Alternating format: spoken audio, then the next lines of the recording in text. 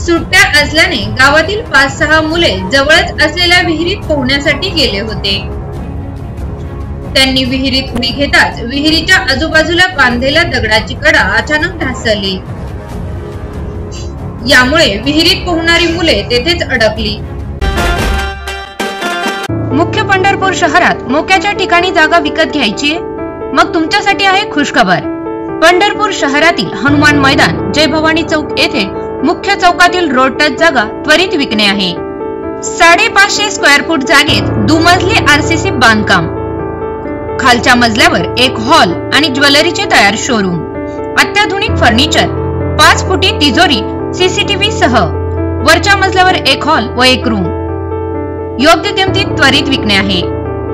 अधिक माहितीसाठी संपर्क 87 88 12 93 91। यातील काही जणांना बाहेर काढण्यात यश मिळाले असून 2 मुले मात्र या घटनेत बुडाली आहेत। सोलापूर जिल्ह्यातील बोरामणी येथे दत्ता शेळके यांच्या शेतात असलेल्या विहिरीत ही घटना आज दुपारच्या सुमारास घडली आहे। भीमरत्न हरिश्चंद्र राजगुरू वय वर्ष 14 आणि नैतिक सोमनाथ माने वय वर्ष 15 ही 2 मुले विहिरीत अडकल्याची शक्यता वर्तवली जात आहे।